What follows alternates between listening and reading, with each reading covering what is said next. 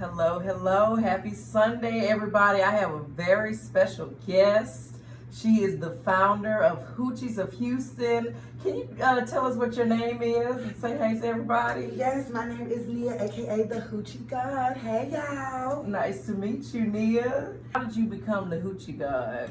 Okay, so I'm not gonna lie. My name is, I was trolling. I was when I decided to name myself the Hoochie God. I have a very large Twitter platform. We've been doing that for about I want to say almost 10 years now. I went viral for the first time in 2015. And on Twitter, I'm known as a little bit of a menace. So I talk, can I cuss? No. Okay, I talk stuff. I don't mince my words at all. So I was in a verbal quarrel with somebody on Twitter, and he was like, I'm trying to have a reasonable conversation with y'all, and he was talking about my followers, but all y'all want to do is worship your Hoochie God. I was like, wow, that sounds really amazing. So I'm gonna steal that from you, brother. Thank you, and now you're blocked. So a hater thought of that name Absolutely. 10 years ago, Yeah. and it just stuck with you. Okay. See, man. What were y'all arguing about? Do you remember? I do. We were arguing about Chris Brown being abusive. Oh my goodness. I was obviously right, but whatever. So your Twitter fame, now you have a whole organization. It's called the Social Justice Solutions. That's y'all's Government name. yes, your government name, but the street name is Hoochies of Houston. Absolutely. So can you tell the audience what is Hoochies of Houston? Okay, and so- tell us what Hoochie stands for. Absolutely. So Hoochies actually stands for Humans Overthrowing Oppressive, Controlling, Harmful Institutions with Effective Solutions. It also just means a pretty person who likes to get things done.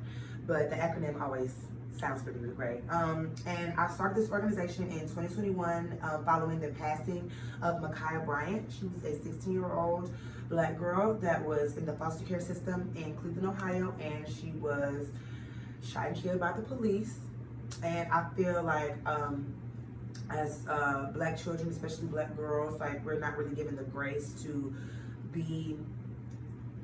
learn how to handle our emotions, or just not given the grace to really just work through your emotions as a child should. And that trend definitely follows us into adulthood, and I figured that was just a great time to start a nonprofit based on my anger and wanting. So it's a nonprofit. Yes, it's a nonprofit organization, and we're dedicated to the social and systemic equity of all black women and children. Amen. So that's our whole goal. We've been to the Supreme Court to talk about reproductive rights.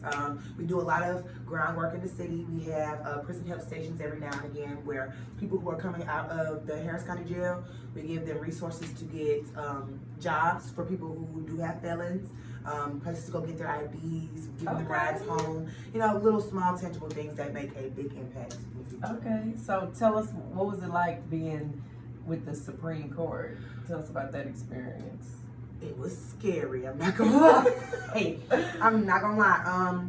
So we went to the Supreme Court during like the height of all of our abortion rights and reproductive justice, like being taken away and stuff like that. So in 2022, when they overturned Roe versus Wade. Yeah, okay. Absolutely. So within a year, y'all already Yeah, we making stuff shake. But yes, we went to the Supreme Court. I spoke on the steps of the Supreme Court in favor of trying to keep the 16-week abortion ban out of Georgia courts, but it passed anyway. But it was a little scary because the people who were on my side were not the only people there. There were anti-abortion people, and you know, people carrying up the crazy signs. It was insane. Like, and you know, never mind. Let me not go there. But anywho, there are a bunch of angry people who do not look like me. Yes. And they were screaming and hollering. They were very violent and vitriolic. Luckily, I didn't have any problems. Did the laws have to get involved? There were snipers on top of the Supreme Court. Probably were not for us, as y'all can imagine. Okay. But yes, there were snipers. There were law all outside. But the anti-abortion people were damn near surrounding us. Like, they were all around trying to. Yeah, it was were scary. they physically threatening y'all? No, they was just talking, Yeah. snagging. I'm not scared of a bunch of you. Y'all were literally stupid. So I'm not really that afraid. But yeah, it was a little frightening, but it was definitely worth it to be there in DC. Yes, that's an experience. Mm-hmm. Yes. Okay. You're making Black history. Hello. Look at you. Out here, like Hoochies do. Okay.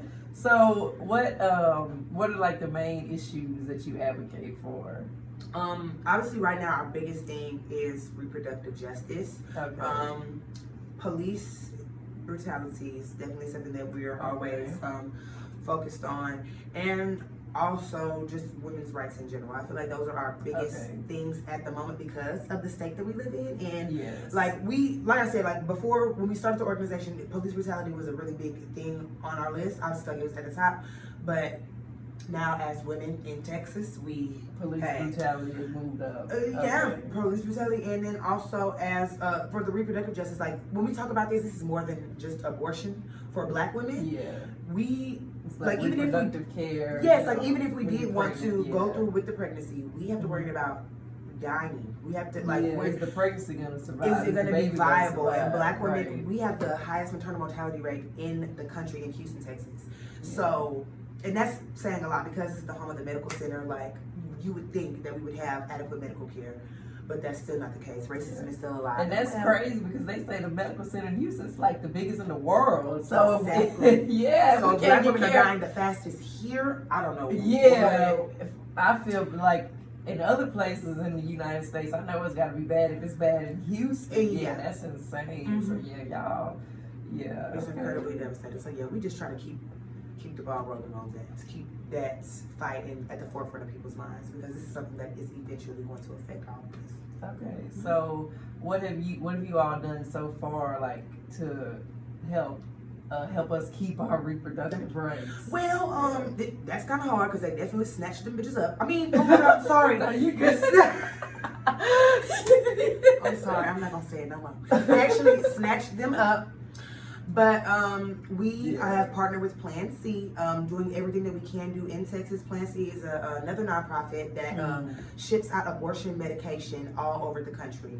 And we can still get an abortion 6 weeks before, all that stuff. Up to 6 weeks can go by quick. Yes, it can. So that's why we encourage everybody to stay on top of everything. Because like with the limitations that we do have, that's really all that we can offer is abortion by mail. But we also offer psych help. We have mental health first aid that we've been doing with our organization. So trying to keep all of us together at this moment while also giving people options about how they can safely end a pregnancy. That's our biggest thing right now. Okay, so what challenges have you faced like early on and like now? What kind of challenges have you had?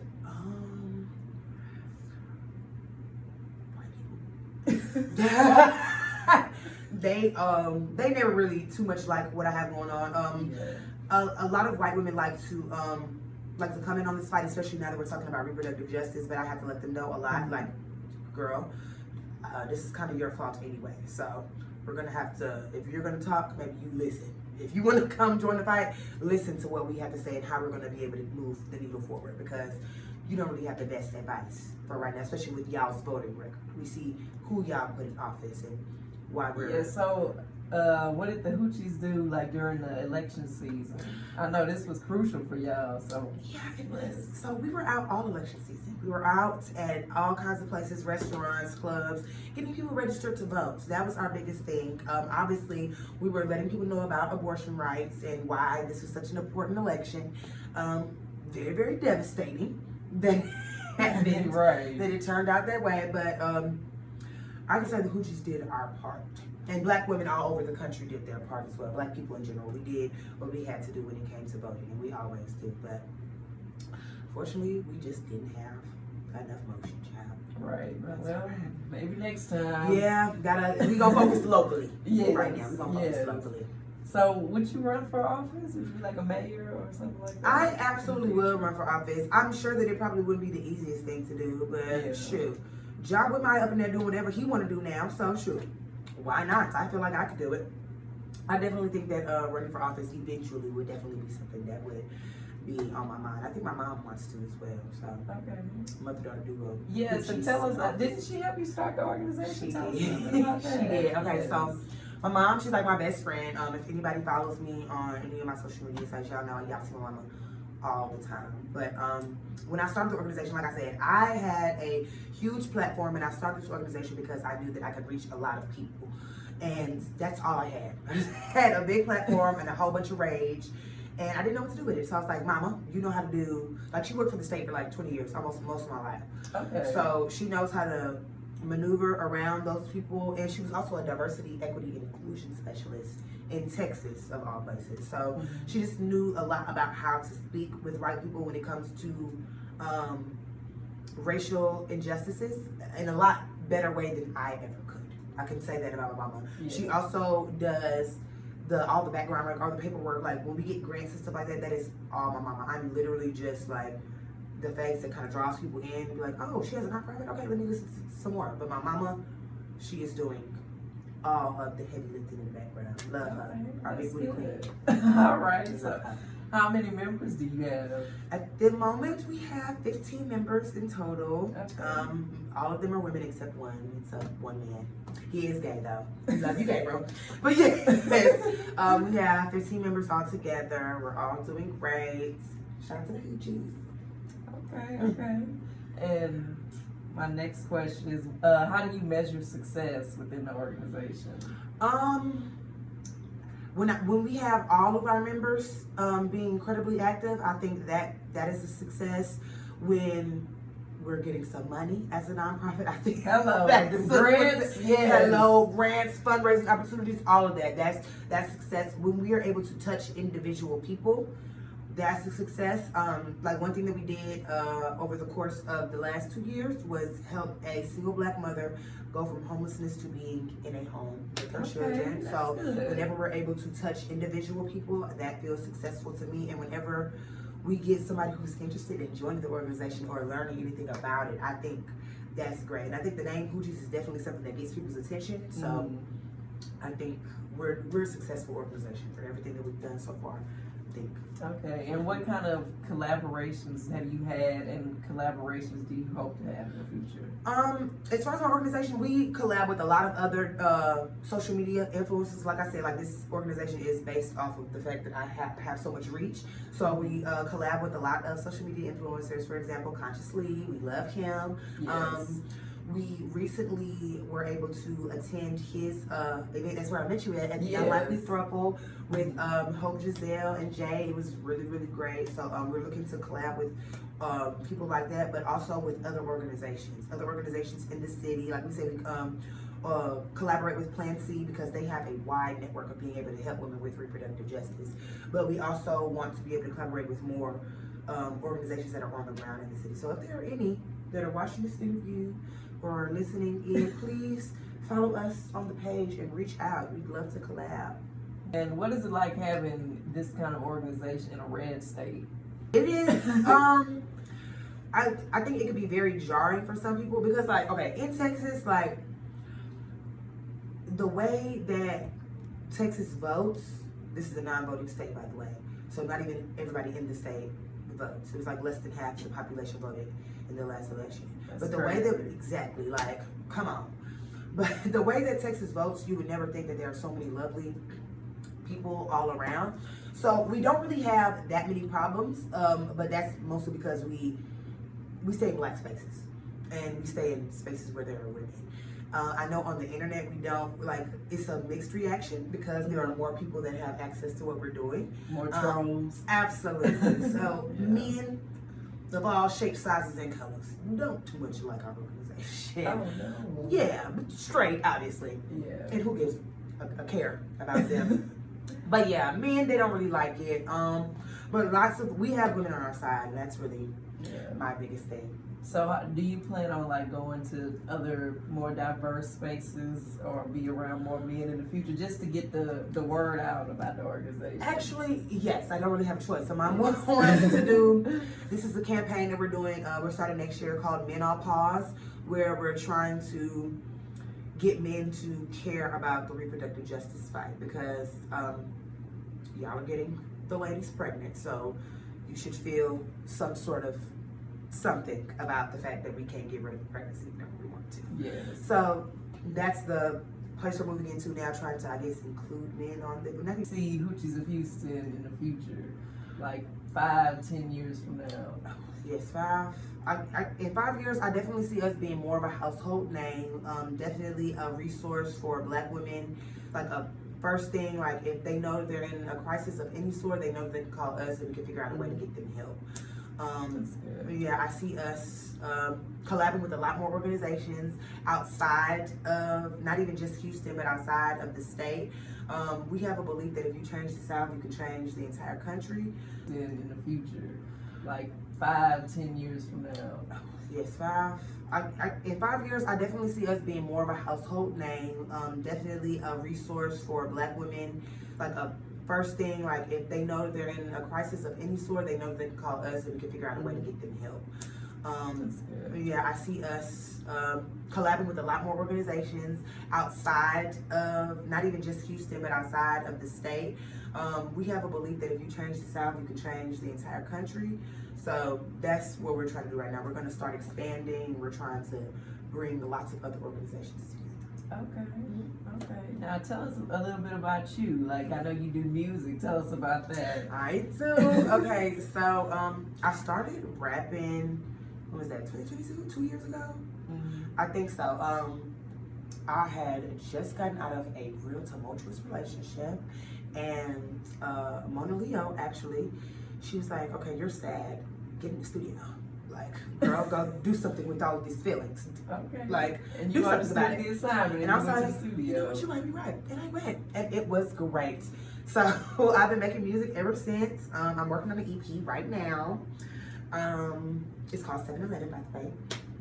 And yes, I just, music is a very great avenue for me right now in terms of like releasing all my feelings. And it's not even really something that I really want to make it big out of. I'm just really having a very good time making this music. Okay. Okay. So you got a nonprofit, you got the music. What else do you do, girl? I'm an influencer. Okay. I'm a cat mom. I have 3 cats. Oh. Yeah, they on my nerves, but I love them. Your cats are crazy. Yeah, they're oh insane. my goodness. I was kind of losing my mind because, girl, what are you doing with 3 cats? Like, but I love them. Could never get rid of them. What else do I do? Just about everything, honestly. I do a lot of stuff.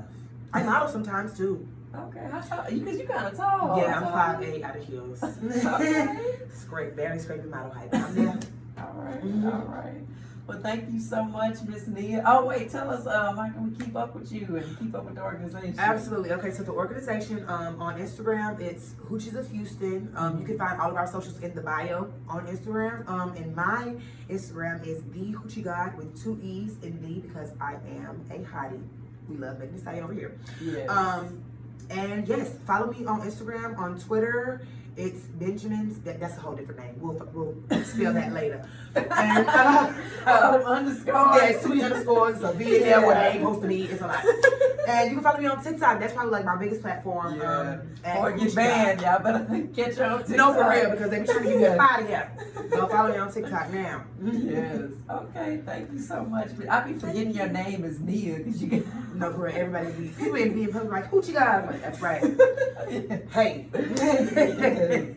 And the government name of the organization is Social Justice Solutions. Okay. Yes. If you want to mention us for a grant, call us Social Justice Solutions. There we go. My mama would appreciate it. Yes. So, yeah, thank you so much for coming on here. And I just hope that you make an impact. And I'm going to, do what I can to get involved. So, thank you so much for having me. Yes, thank you so much for the work Hugs, you do. girl. Oh my God. Thank you. So good Yes. to meet you. It was Nice great. to meet you.